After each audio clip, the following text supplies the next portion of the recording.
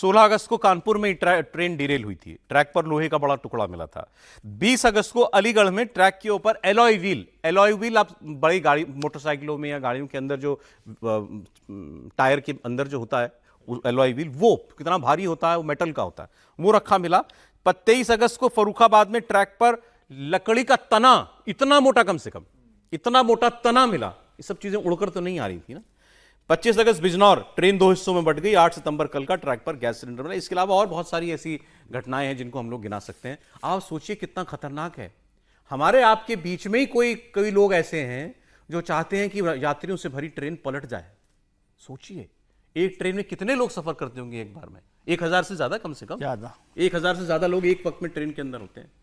Train में आग लग जाती है, ट्रेन आग लग जाए, वो चाहता है कोई ऐसा, वो चाहता है ट्रेन पलट जाए, भयावह हादसे हो जाएं, लोगों की जान जाए। देखिए ना, ये आपके हमारे घरों में इस्तेमाल होने वाला सिलेंडर, प्रॉपर भरा हुआ सिलेंडर है ये, जो ट्रैक पर रखा था। टक्कर हुई है ट्रेन के इससे, वो तो थोड़ा दूर गिर गया, हाँ दूर चला गया ना वो। रखने वाले ने तो ये सोच के रखा था ना, ट्रेन टकराएगी या तो सिलेंडर फटेगा या ट्रेन पलटेगी। हाँ, वो दोनों बात, ये इन्हीं दोनों चीजों को सोचकर। लेकिन ये तो बहुत खतरनाक है, और ये तो मुझे तो याद नहीं पहले कब इतने कम वक्त में इतनी सारी घटनाएं देखने को मिली हो। हर्षवर्धन जी, देखिए हम लोग इस पर एक बार बहुत पहले बात कर चुके थे। हालांकि उसके बाद जब इस तरह की दुर्घटनाएं होती हैं तो अगर हम ये कहें कि साजिश है तो कुछ यूं लगता है कि जैसे हम लोग सरकार को बचाने की कोशिश कर रहे हैं। एक कई बार ये भी होता है ना कि आप जब कहते हैं ये तो साजिश ही है ना, मैं वही कह रहा हूं, तो हमने शायद तब से लेकर अब तक ऐसी घटनाओं पर प्रतिक्रिया देना भी बंद कर दिया। पहले होता था ट्रेनों पर पत्थरबाजी, हाँ, अब ये उससे बढ़कर यहां पहुंच गया। नहीं, लेकिन मैं वही कह रहा हूं, और मैं इस बात को जब सोच रहा था, अभी हम लोग बात भी कर रहे थे,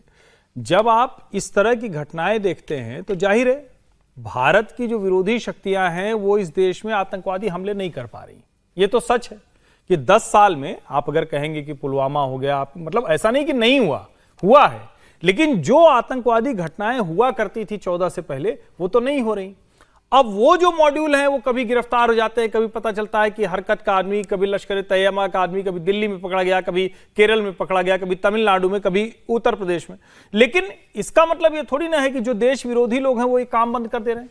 अब ये सारा काम किसी एक तार से पकड़ा जाएगा, मुझे ऐसा भी नहीं लगता है, क्योंकि जो लोग ये करने वाले होंगे, और मुझे इसमें कोई संदेह नहीं दिखता कि इसमें वही आतंकवादी शक्तियां होंगी, वही पाकिस्तान होगा, वही आईएसआई होगा। और उनको क्या है, वो अलग अलग जगह के अपने स्लीपर मॉड्यूल एक्टिव करते हैं। ये बार बार कहा जाता है कि अब एक स्लीपर मॉड्यूल से काम नहीं चलता, अब आपको कहीं काम कराना है, यहां वाला पकड़ा भी जाएगा तो किसी घर में जाके जांच खत्म हो जाएगी। एक बच्चा था बदमाशी में चला गया तो कहीं नहीं कुछ भी निकल के आएगा तो वहीं जांच खत्म हो जाएगी। लेकिन देश के अलग अलग हिस्सों में इस तरह की घटना पर अगर सरकार अभी तक कोई एक जिसको कहें कि समग्र जांच नहीं कर पा रही है तो वो खतरनाक है। दूसरा इसका एक पहलू है, कांग्रेस आईटी सेल से मेरा आग्रह है, इसको हाथ से बनाना बंद कर दें। इसको आप मजाक मत बनाएं कि ट्रेन ये हो गई, देखिए रील मंत्री हो गए, देखिए ये मोदी सरकार है क्या कर रही, इसको बंद कर दें। क्योंकि अगर आपको लगता है देश में कोई भी व्यक्ति कम से कम इस तरह के मजाक, इस तरह की चीजें, और आज के समय में चूंकि एक चीज जैसे उदाहरण के लिए मैं बता दूं, पहले क्या होता था कि सब वो बहुत ट्रैक उस तरह से होते थे, बहुत लकड़ी के ट्रैक होते थे, तो दिन रात लाइनमैन घूम रहा होता है।